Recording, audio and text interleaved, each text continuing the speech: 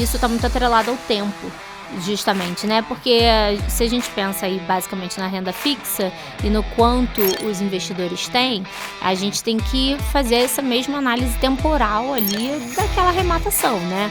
Então, por exemplo, como eu falei desse juiz lá no Rio de Janeiro, que eu já sei como é o desembaraço ali com ele, mesmo que talvez não seja um imóvel tão rentável, que talvez ele não venda tão rápido, se eu desembaraço em 2, 3 meses, talvez faça sentido, porque aí se ele vende em mais 4, 5, a taxa interna de retorno dele, que seria de 30, vira 40, porque você costumou 12 meses e em 4 meses está desembaraçado. E com relação à assunção de dívida também, né? Então, mas aí tá mais atrelado à pré-análise. Mas eu vejo um monte de leilão com alienação fiduciária que no final das contas acaba numa arrematação. Eu falo, cara, não passou alguma coisa despercebida por mim? Como é que a pessoa arrematou? Aí eu anoto para acompanhar o processo. Só que a coisa começou a crescer muito rápido na internet. Muita gente começou a aparecer falando de leilões. E isso, obviamente, consequentemente, começou a chamar a atenção do público. Porque eu costumo dizer que leilão é uma das coisas mais antigas que tem, mas é tudo muito novo. Fala pessoal, bem-vindos ao mais um episódio do Leilão Cash. Hoje a gente recebe a Dandara Baltazar, uma advogada especialista em leilão de imóveis. Eu estou aqui com o Guilherme, meu sócio e CFO aqui, CEO da Cardial. E aí vou deixar um pouquinho... Queria que a Dandara primeiro se apresentasse, contasse um pouquinho da história dela, que vai ser legal hoje. Primeiramente, olá, muito obrigada pelo convite, feliz demais de fazer parte aqui desse podcast com vocês. Meu nome é Dandara Baltazar, como vocês já apresentaram, eu sou advogada especialista em leilões de imóveis, presto assessoria jurídica em leilões de imóveis para compra de imóveis em leilão, invisto também em imóveis de leilão e sou professora de advogados, especializo advogados em leilões de imóveis. Para quem quer, né, enquanto advogado, entrar nesse mercado aí, seja para assessorar o investidor, seja para investir também, porque acaba como advogado a gente quer fazer as duas coisas, né? Investir em leilões e também prestar assessoria jurídica. Então, muito obrigada pelo convite, muito honrada de estar aqui. Legal. Obrigado pela tua presença. Obrigado, Baltazar. Ô Dandara. Já foi ali no sobrenome. Dandara, conta um pouquinho pra gente como é que você escolheu a advocacia, como é que você veio parar no mercado imobiliário, em especial no leilão de imóveis. Olha, eu comecei em leilões de imóveis de paraquedas, né? Caí de paraquedas no mundo dos leilões, porque em 2016, quando eu me formei, eu trabalhava no escritório de advocacia e a gente advogava para condomínio, né? Então, na época, os sócios do escritório, eles entenderam ali que existia um mercado nos leilões, né? O mercado jurídico nos leilões para prestar assessoria jurídica mesmo e mergulharam com tudo nisso. E na época, né, não tinha esse boom que eu costumo dizer que os leilões deram, que hoje a gente vê toda disputa e etc.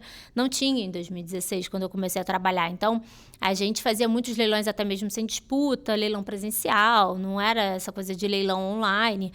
Então, a gente conseguiu arrematar muitos imóveis sem disputa e a coisa cresceu muito rápido.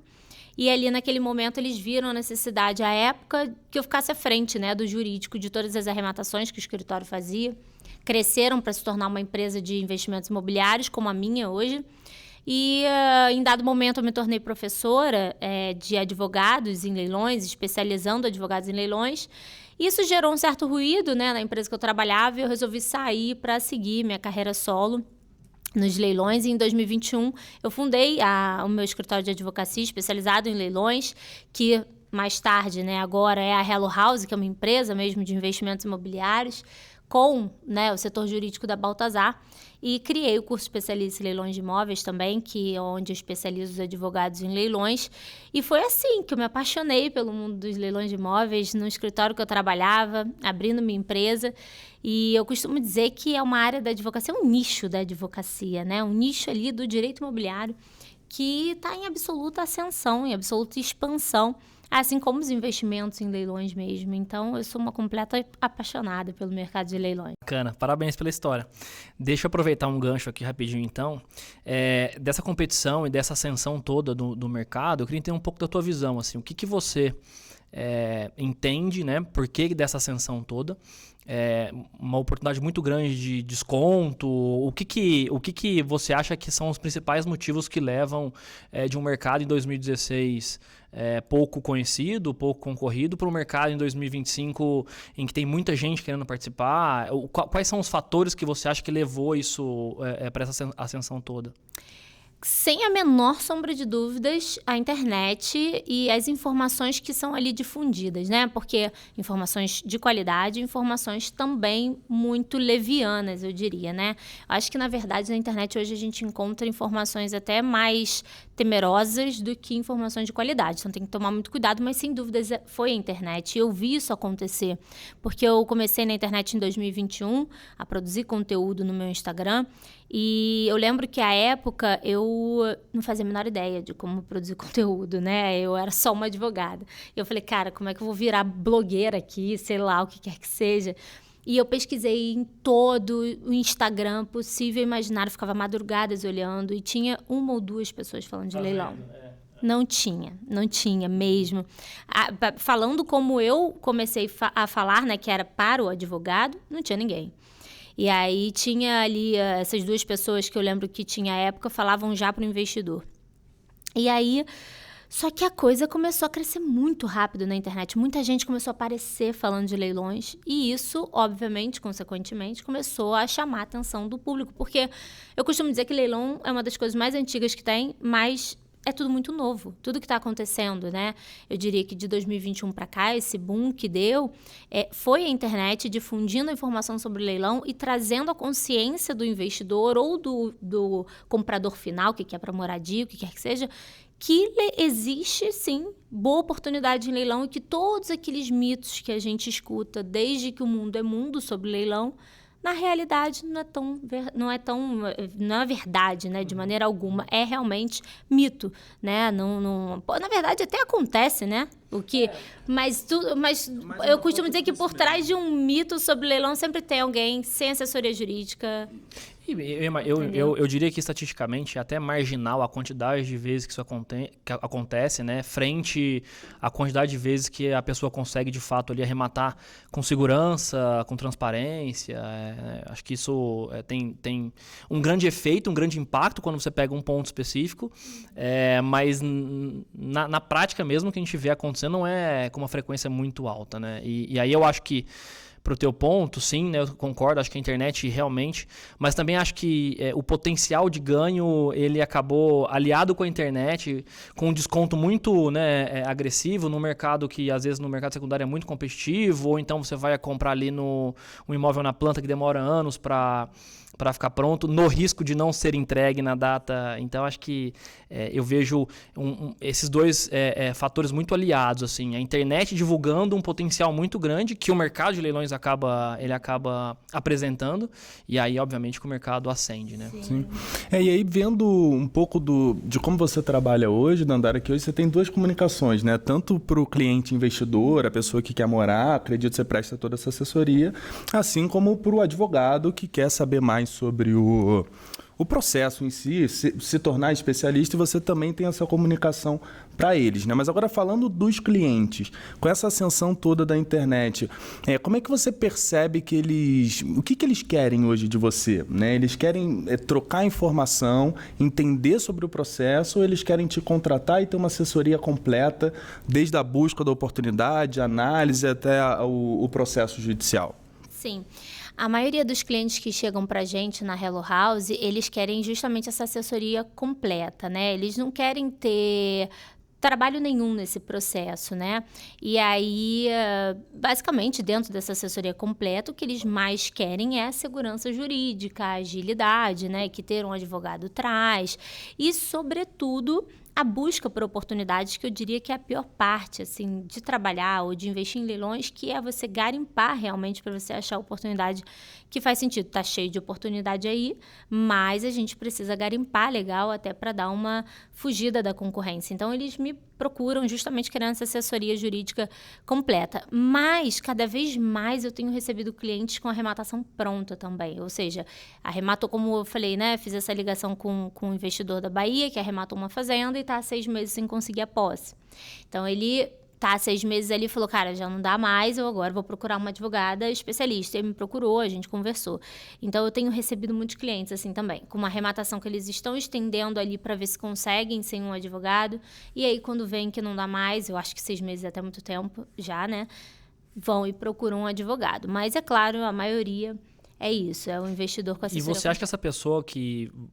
né, se mete a fazer sem um advogado é por qual vontade, assim? É falta de instrução? É falta de... Qual que é quais são os motivos pelos quais você vê isso acontecer, né? E como que você enxerga isso? Porque, no final das contas, a gente sabe a importância de um advogado, seja no pré, né, para fazer uma diligência bem feita, mas principalmente no pós, para conseguir fazer com que uma oportunidade, de fato, se torne realidade, né? Assim, eu queria muito entender isso, porque eu também invisto em leilão, e tudo bem, eu não tenho o meu próprio custo, mas não faz sentido para mim, porque o custo do advogado, que seja ali 5%, 4%, não vai deixar de fazer sentido para o investimento, sabe? Essa fazenda de ontem, por exemplo, foi arrematada sem disputa. Eu não sei qual é o valor de mercado dela ainda, mas não me parece que ter um advogado especialista desde o início traria algum prejuízo para o investimento. Então, assim, eu acredito que o maior motivo seja esse, quando colocam lá os cálculos... O custo, às vezes, não faz sentido, principalmente para imóveis de baixo valor, né? Então, né, por exemplo, eu estava até conversando com ele antes da gente começar a gravar, que eu tenho um custo mínimo na Hello House para poder trabalhar. Então, para muitos investidores, um imóvel de 80 mil não vai fazer sentido me contratar. Claro. Então, eu acho que essa questão do custo impacta, mas essa questão, como a gente falou da internet, da informação na internet, muitos cursos voltados para o investidor, eles vendem muita facilidade, sabe? E aí o investidor compra aquilo, já gasta 3, 4 mil reais num curso. Ele fala, eu sei tudo. Eu consigo fazer isso aqui. Porque ninguém que te vende um curso falando que te cobrando 3, 4 mil reais vai fazer você sair de lá achando ainda que precisa de um advogado. Ele vai te vender a ideia que você vai fazer sozinho. Está 100% seguro para você fazer o seu investimento. A gente sabe que não é receita de bolo, né? A gente sabe que a lei, por mais que exista, né, clareza, existem também no Brasil diversas outras coisas e itens que acabam tornando aquilo, cada caso um caso e cada experiência uma experiência. Então, eu até acho que vender essa receita de bolo como algo padrão, olha, tá aqui, vai lá, faz, é um negócio perigoso para quem não só está investindo, às vezes, 3, 4 mil reais, que eventualmente pode ser ter um pedacinho do custo daquele advogado que ele teria, né, para assessorá-lo. E aí fica nesse negócio, é fácil, vou fazer, e a gente acaba, né, entendendo e vendo que não é tão simples assim e precisa de alguém, né, para auxiliar. É incrível porque o que a gente mais vê na prática são pessoas que ficam atentas, né? Ou então brilham os olhos à facilidade econômica, mas não se planejam, aí acabam, que nem esse exemplo que você falou, poxa, 6 meses para tomar posse, já fez todo o processo de arrematação, né? Já começou o pós, prazo para impugnação e mesmo assim, só depois que ele contrata um advogado, realmente não tem prejuízo nenhum. E aí, Dandara, me explica um pouquinho, né? Dentro desse processo de análise pré e pós, o que você costuma olhar? Quais são os seus pontos de atenção? O que numa análise você já bate o olho e fala assim, isso aqui eu não vou indicar para cliente nenhum. Né? Posso complementar só para fazer duas em uma? Uhum. É o seguinte, além disso, né, a gente está falando talvez de um processo em que você vai no pré, olha, sugere, assessora, arremata e faz o pós. Além da pergunta do Paulinho, o que acontece quando você recebe uma bucha, né, uma fazenda que a pessoa já arrematou, não consegue ter a posse? Há uma diferença entre avaliar pré, durante e pós? E qual a diferença seria se existir só o pós, né? Qual que é o tipo de trabalho que você faz de uma forma e de outra? Assim, com relação a essa questão do pré e do pós, né? Eu procuro ter uma visão muito... Eu sempre tento procurar o que as pessoas não estão vendo, justamente para tentar fugir dessa concorrência, né?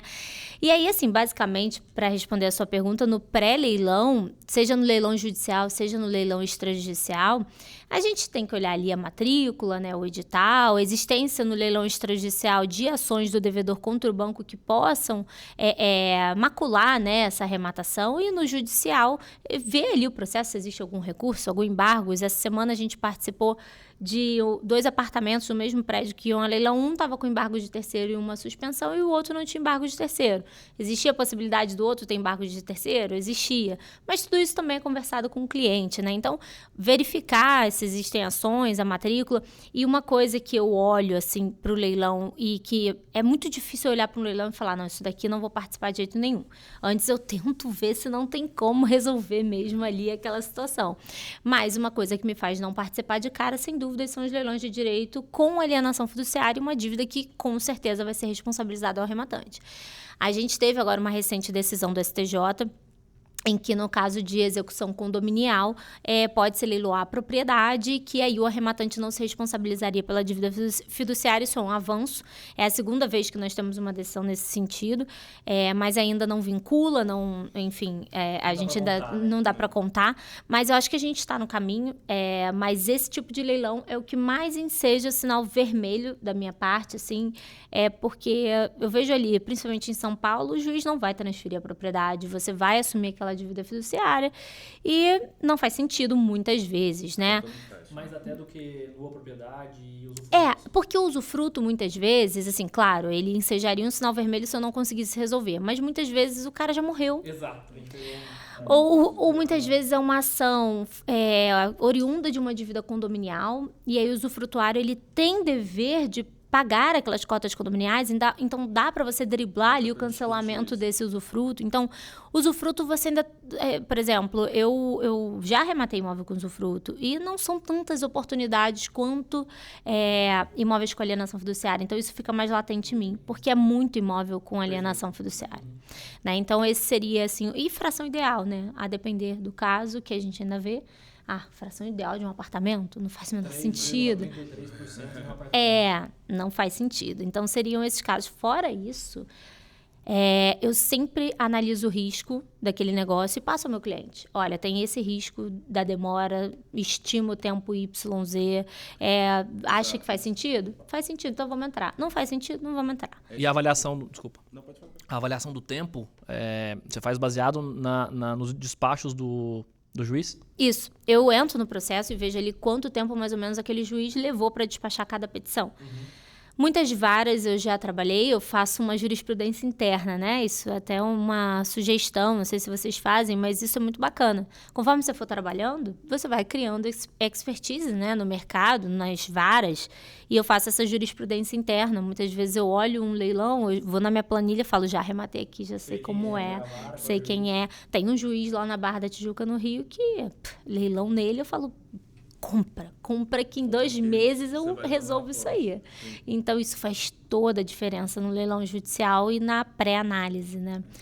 E o pós é basicamente, né, uma vez que você arremate, no leilão judicial principalmente, você é barriga no balcão, né? É fazer andar aquele processo, falar com o juiz e fazer aquele desembaraço que muitos na rede social falam que é uma petiçãozinha, quando na realidade não é.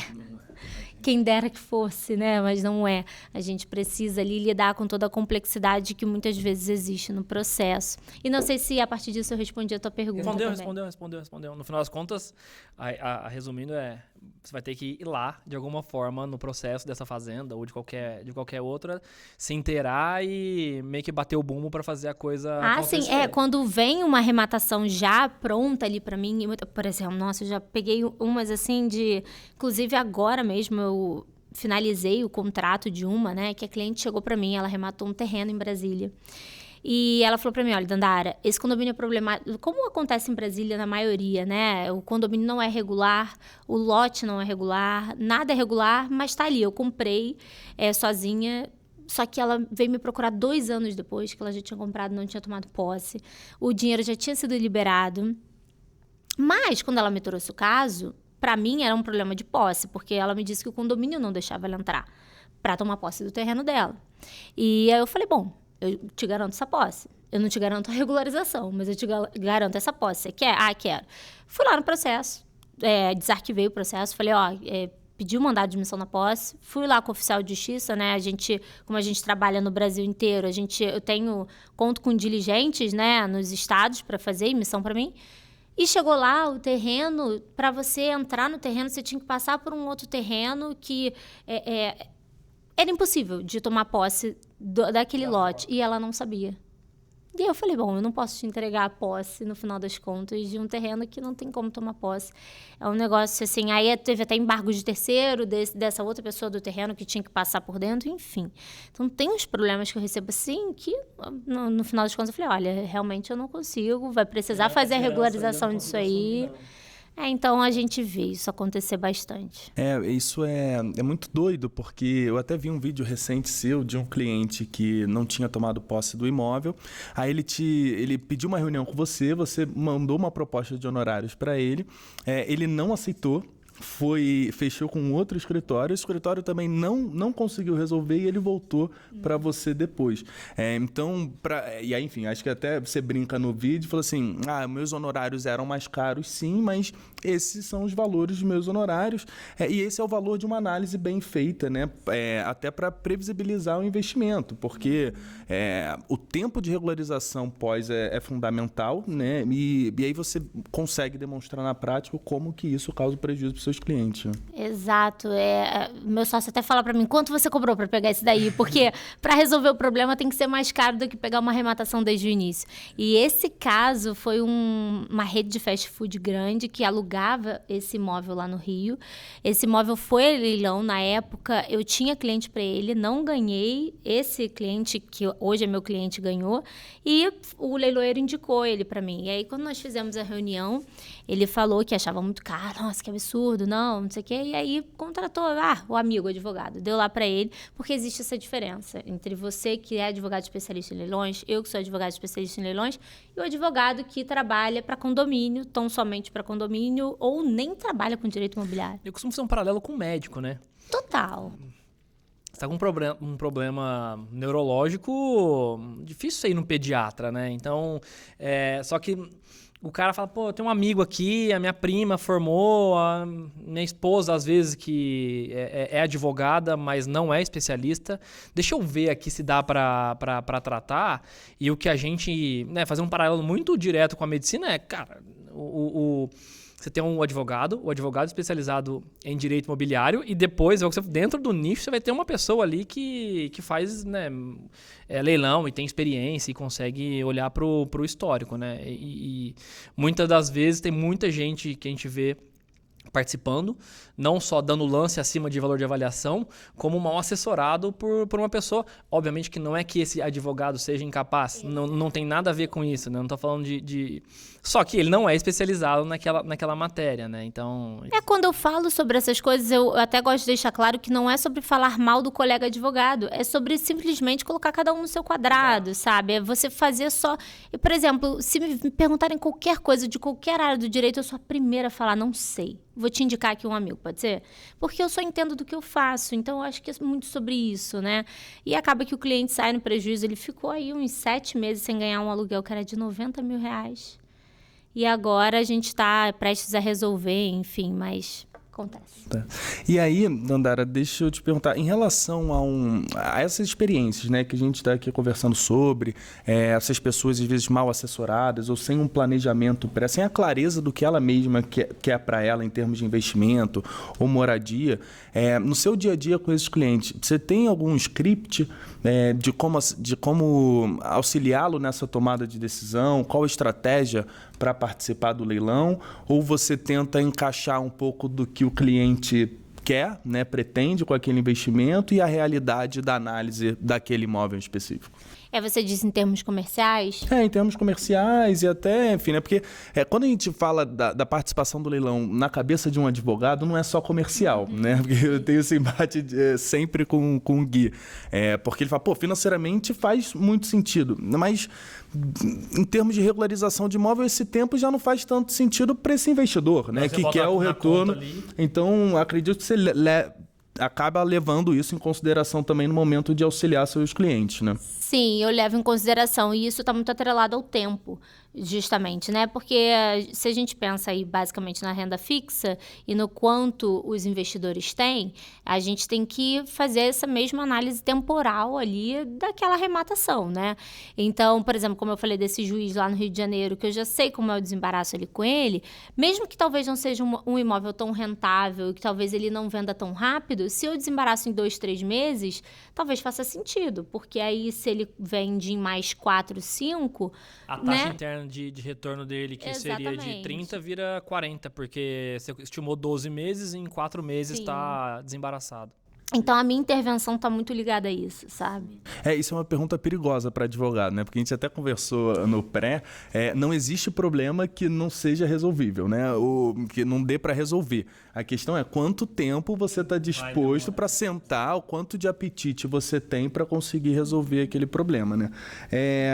Poxa, legal. E em termos de risco, acho que a gente já falou um pouquinho, mas queria trabalhar um pouco mais esse assunto. Nas suas experiências, nas disputas que você já teve, o que você poderia dizer para quem está escutando a gente para ficar atento, né? Fugindo um pouco do básico, que é aquela pré-análise, enfim, que a gente vem falando. Eu acho que a questão do risco no leilão está muito atrelado à perda do dinheiro. Porque o que acontece? No leilão judicial, eu já ouvi advogados do meu lado falarem que é impossível você perder dinheiro. E isso não é verdade, porque por mais que o seu dinheiro fique preso em conta judicial, ele fica preso até que o juiz o libere.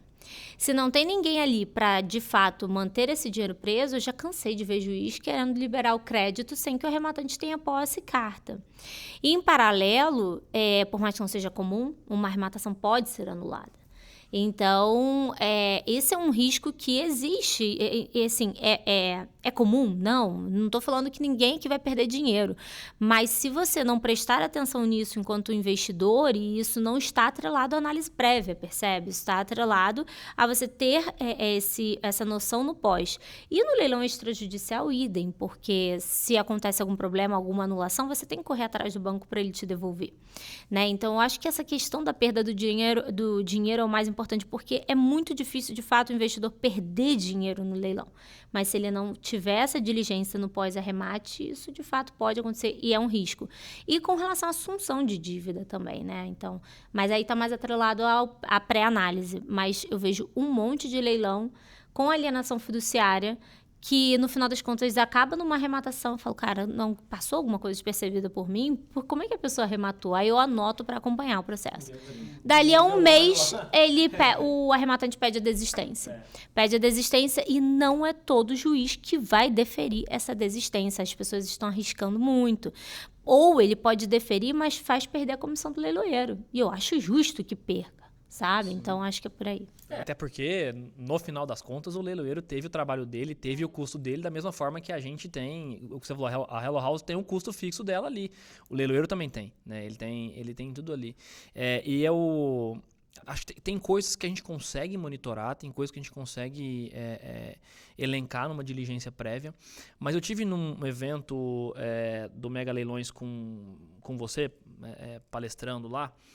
E aí teve alguma coisa que me chamou a atenção, que tinha uma síndica, não sei se você lembra disso, tinha uma síndica de um condomínio lá, e ela falou assim, eu não deixo tomar posse, né? Então, como que você enxerga essas questões que você tem um direito legal ali de poder, mas tem muita gente que acaba colocando pedras no caminho que não necessariamente a lei determina, né? Você lembra desse caso, né? E aí teve até uma discussão lá do tipo, tá bom, você pode não deixar, mas eu tenho o direito de entrar e você não tem o direito de não me conceder a posse.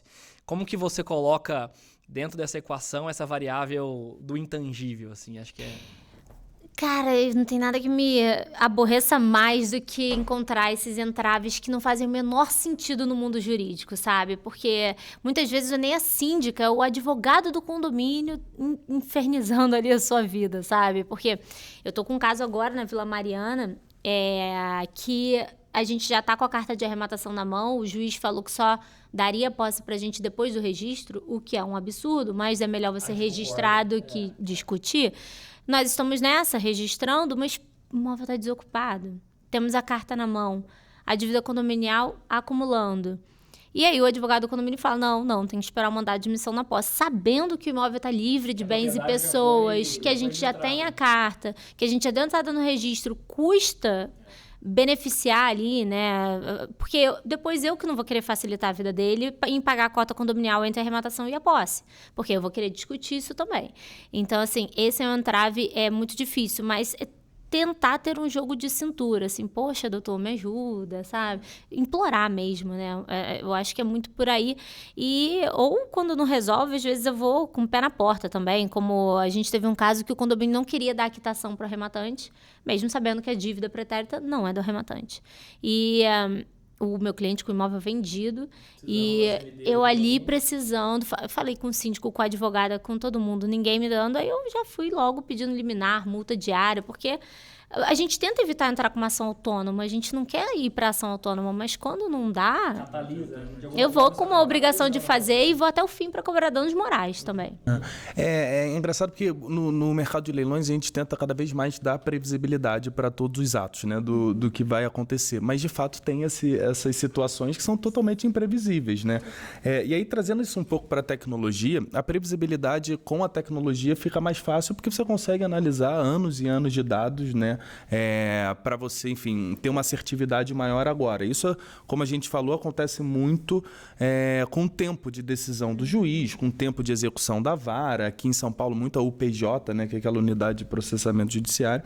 E aí eu queria entender como é que hoje você vê a tecnologia e como é que você hoje consegue ter essa previsibilidade de decisões dos juízes, né? Porque às vezes você tem uma linha de raciocínio para o seu processo, né? Do pós, mas você encontra surpresas.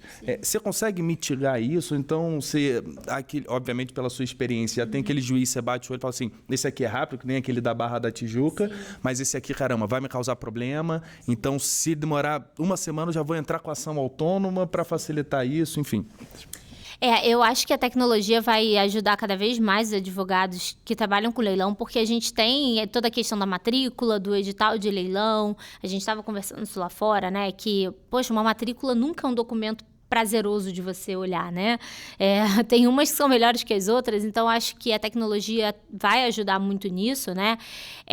Com relação ao próprio processo em si, né? Eu acho, porque imagina uma IA que você coloca ali, o processo judicial, e você pede para ela te falar qual o tempo médio, não sei nem se isso seria possível, o tempo médio desse juiz. É possível.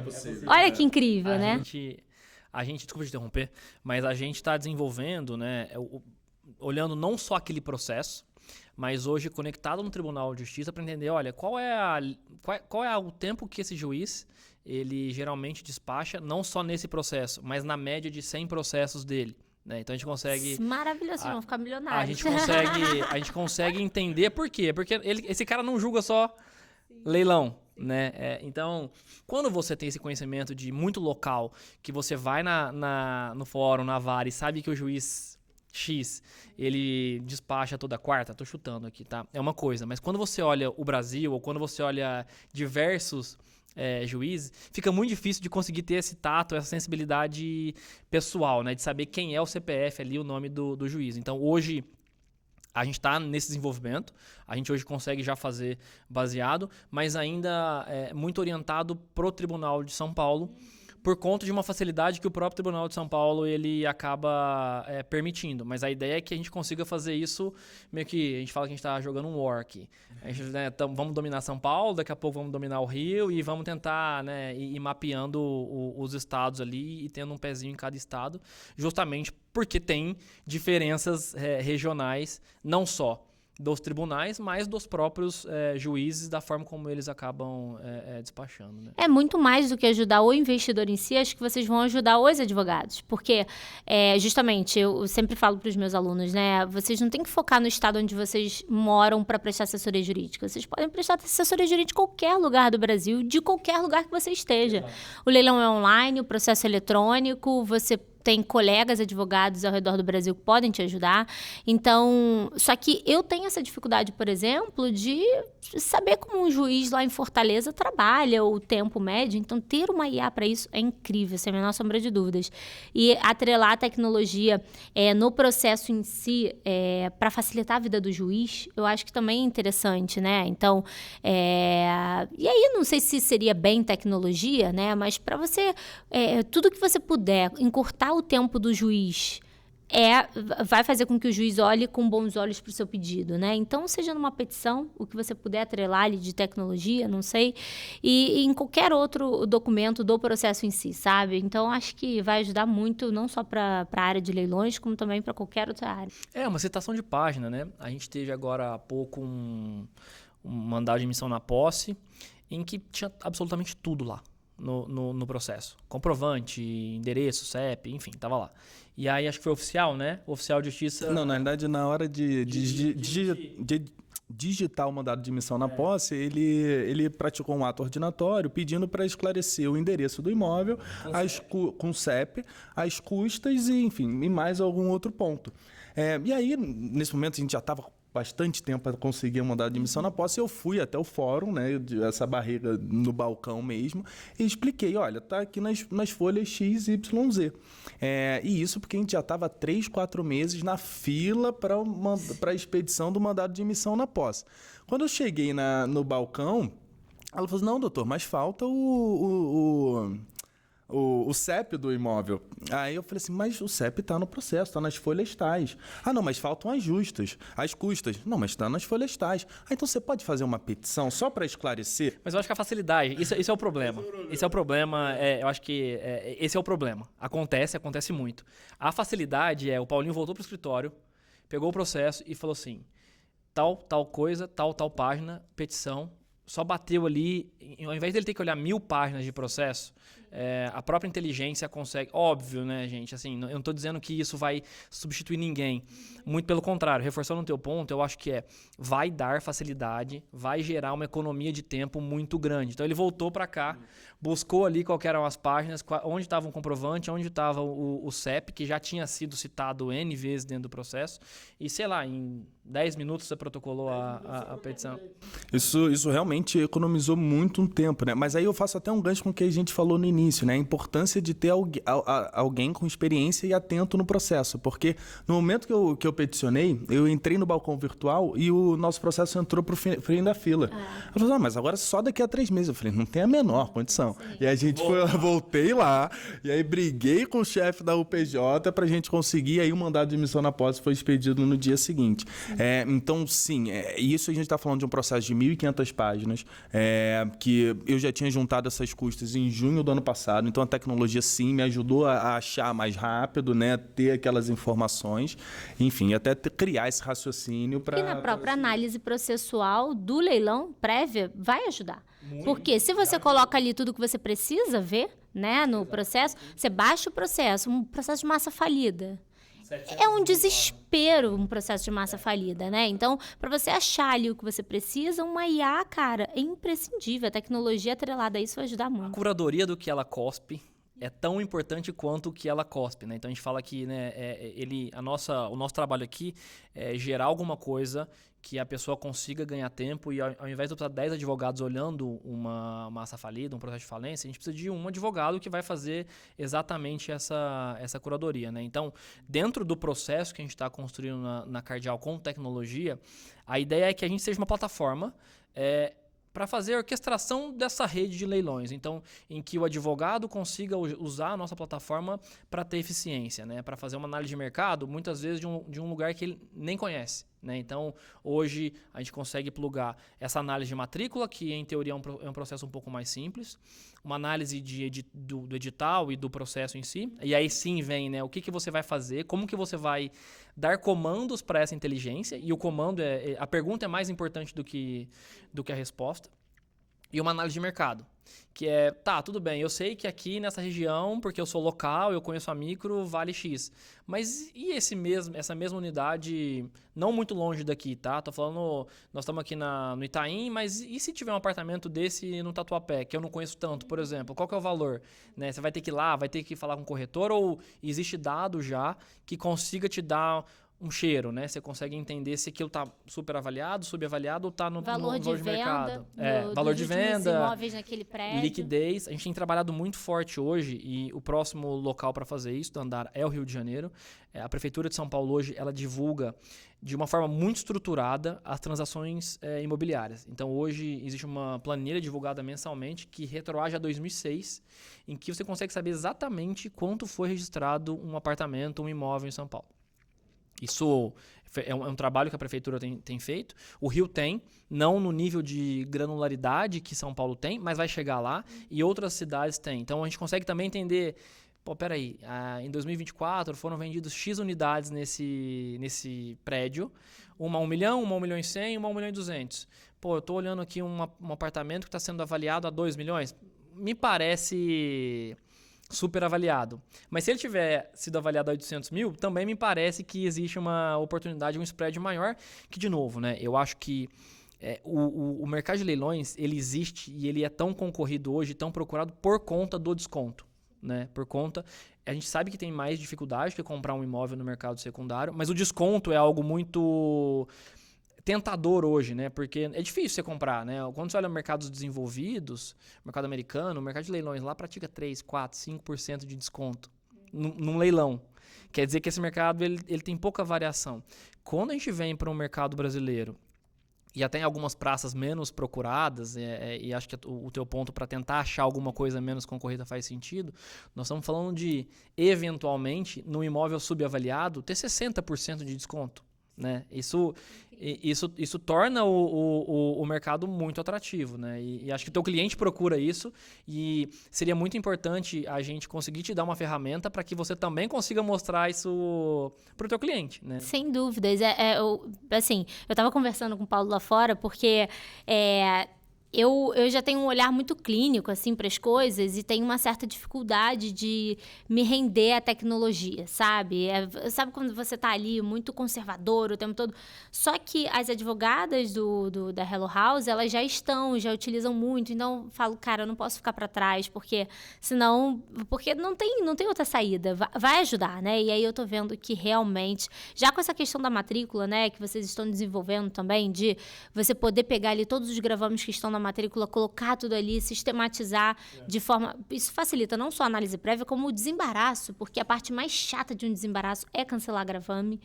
Então, facilita muito. E toma tempo, né? Que você vai ter que colocar ali para uma pessoa que, às vezes, um investidor que quer flipar, se você não resolve, ele não consegue... Não, atualmente na Hello House a gente pega gravame por gravame e coloca no Excel. Porque a gente precisa fazer o acompanhamento daqueles processos. Não é só você pedir o cancelamento, né? Agora, você tem uma IA para me ajudar nisso?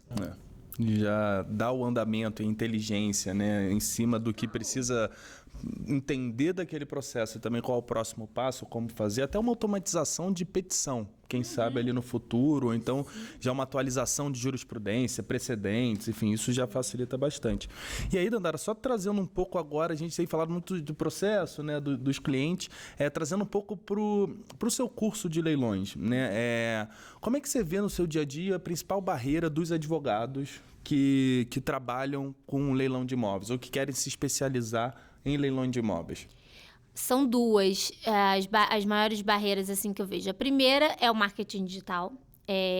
Os meus alunos eles têm muita dificuldade de entender o marketing digital como maior fonte de prospecção de clientes, porque, na minha opinião, a não ser que você esteja aqui em São Paulo, que você consegue, num bate-papo de bar, conseguir 3 clientes, em outras regiões é muito difícil. E o que acontece muito em São Paulo, né? São Paulo é engraçado, porque eu falo, qualquer conversa que você tem, você converte um cliente, porque tá todo mundo, talvez, nessa vibe, né? Sim, e todo mundo, assim, como você bem pontuou, é onde está o dinheiro, né? Então, Mas, assim, a gente tem que pensar a nível Brasil, e a nível Brasil não é assim que vai funcionar. E no meu caso, especificamente, e eu acho que teria que ser o caso também da maioria dos advogados, é não focar só em uma região, né, para prestar assessoria.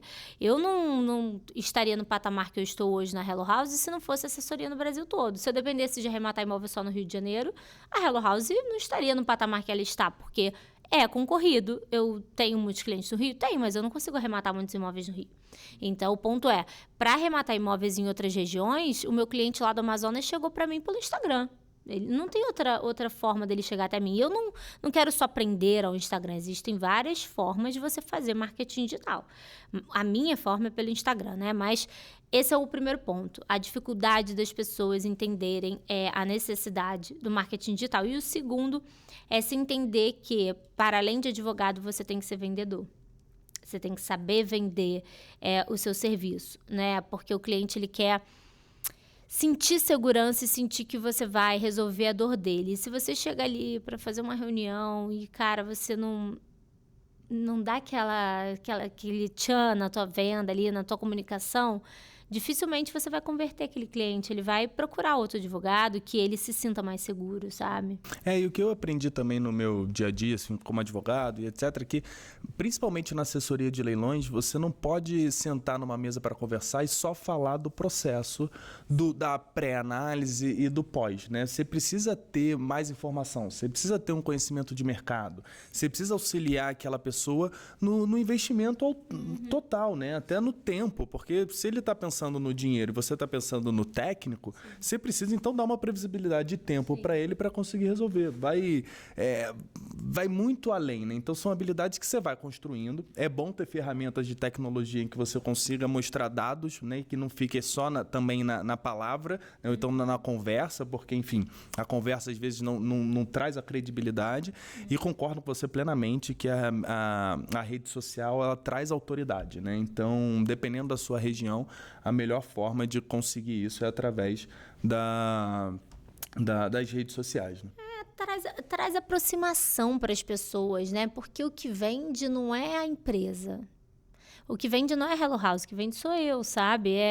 Tem muitos clientes que chegam até mim para me perguntar sobre os meus filhos. Eu vi que você tem uma filhinha, sabe? Eu te acompanho. Então, essa humanização do trabalho é muito importante, muito importante. Se eu tivesse tão somente o Instagram da Hello House ali, com posts maçantes de o que é leilão, como faz leilão, o que é ITBI, o que é não sei o que, eu não teria o resultado que eu tenho, né? Eu tenho a plena consciência que o resultado que eu tenho é porque eu tô ali, colocando a minha cara, colocando um pouco da minha vida pessoal, eu tô colocando um pouco de tudo e me conectando com as pessoas, né? E mostrando, sobretudo, provas sociais do que eu faço. Isso é o que mais vende, na minha opinião, é prova social. Então, você mostrar ali, ainda que não seja prova social sua. Existe um livro que eu li, um livro pequeno chamado Roube como Artista, eu sempre falo sobre esse livro, que ele diz o seguinte, você precisa... finge ser algo que você não é até que você seja. E eu acho que a vida é assim, né? Ninguém começa com 10 arrematações. E essa é uma dor dos meus alunos. Mas como é que eu vou fazer prova social de uma coisa que eu não tenho? Finge. Pega do outro, sabe? Vai lá, pega uma arrematação, uma coisa, coloca lá no seu Instagram. Olha essa arrematação aqui. Acompanhe os leilões que acontecem. Eu tenho um monte de leilão no meu software que não é meu, que eu acompanho para ver como foi o desembaraço por aquele advogado, como foi o desembaraço. Pega essa arrematação, fala lá, você não vai ser processado por causa disso, até que você efetivamente tenha as suas. Caso, né? Eu acho que é por aí. A melhor forma de estudo é entender o histórico, né? Entender outros cases também ali iguais. Poxa, legal. Caminhando para o final, Gui, tem mais uma consideração? Não. Obrigado pelo tempo. Queria deixar um tempinho para você. Falar como que as pessoas te acham, te encontram. Se você quiser falar, inclusive, um pouco sobre a Hello House, que eu acho que, né, fica o espaço aberto. Mas, de novo, agradecer pelo teu tempo. A gente sabe que você mora no Rio, tá aqui em São Paulo. E conseguiu encaixar aí esse nosso tempinho na tua agenda. Foi um grande prazer para a gente receber. Gente, eu que agradeço, o prazer foi todo meu. As pessoas podem me encontrar no meu Instagram, que é Dandara Baltazar, @DandaraBaltazar, com THZ, sempre gosto de dizer isso, ou no Instagram da Hello House Leilões. E eu tenho, né, esse curso de especialização para advogados, que é o Especialize Leilões de Imóveis. Nós já abrimos 19 turmas, estamos caminhando para a 20ª lá para o meio do ano, talvez. E a Hello House é uma empresa de investimentos imobiliários, prestamos assessoria jurídica no Brasil inteiro. Vocês me encontram lá no Instagram, @HelloHouse. E, assim, imensamente grata pelo convite. Parabéns pelo que vocês estão criando com a Cardeal. Parabéns pelo podcast. Eu acho que quanto mais informação de qualidade difundida sobre os leilões, melhor vai ser o mercado para todo mundo. Eu não penso como ninguém. Se eu pensasse em concorrência, eu não especializaria advogados em leilões. Eu não penso assim.